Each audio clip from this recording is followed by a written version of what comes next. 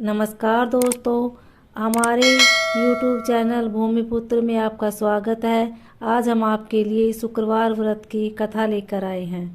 कथा सुनने के बाद आप हमारे चैनल को सब्सक्राइब करें और बेल आइकन को प्रेस करें ताकि हमारी वीडियो की नोटिफिकेशन सबसे पहले आप तक पहुंचे। वीडियो को लाइक और शेयर ज़रूर करें। मणिकपुर नगर में 3 मित्र रहते थे। उनमें से एक कायस्थ, एक ब्राह्मण और एक वैश्य था। वे तीनों हमेशा साथ रहते थे। तीनों का विवाह हो चुका था। ब्राह्मण और कायस्थ के लड़कों का गोना हो चुका था, लेकिन वैश्य पुत्र का नहीं। उसके दोस्त उसे अक्सर कहते थे कि तुम अपनी पत्नी को उसके मायके से ले क्यों नहीं आते। तब वैश्य पुत्र धनराज ने अपनी पत्नी कुसुम को लाने का निश्चय किया। अगले ही दिन धनराज ने माता पिता से अपनी पत्नी कुसुम को लाने जाने की बात कही। उसकी बात सुनकर वे हैरान होते हुए बोले, बेटे, अभी शुक्र अस्त हो रहा है, इसलिए अभी बहू को लाना उचित नहीं है। कुछ दिन ठहर रुक जाओ। लेकिन धनराज नहीं माना। वह कुसुम को लाने ससुराल पहुंच गया। ससुराल में धनराज की खूब आवभगत की गई। धनराज ने कुसुम को विदा करने के लिए कहा तो उसके सास ससुर ने बोले, बेटे, अभी शुक्र अस्त हो रहा है, ऐसे में लड़की को विदा नहीं करते। कुछ दिन ठहर जाओ, फिर वह कुसुम को खुशी खुशी विदा कर देंगे। लेकिन धनराज वहां भी जिद पर अड़ गया और कुसुम को लेकर ही वहां से विदा हुआ।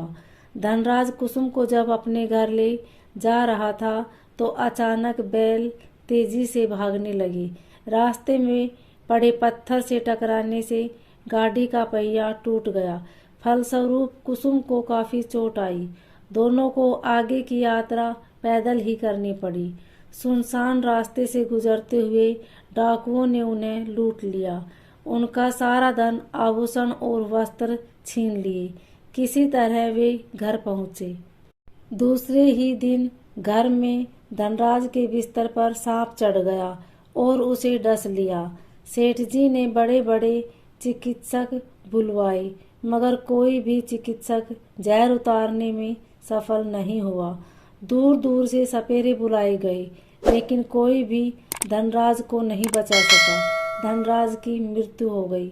उसी समय पंडितों ने सेठ जी को एक बात बताई कि आपके लड़के ने शुक्र अस्त होने पर बहू को विदा करा लाने की भूल की है।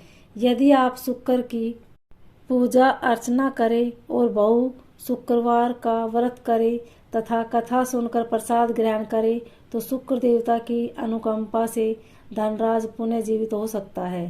सेठ जी ने पंडितों की बात मानकर अपने मृत बेटे और बहू कुसुम ने अपने घर पहुंचकर शुक्रवार का व्रत और पूजा पाठ की।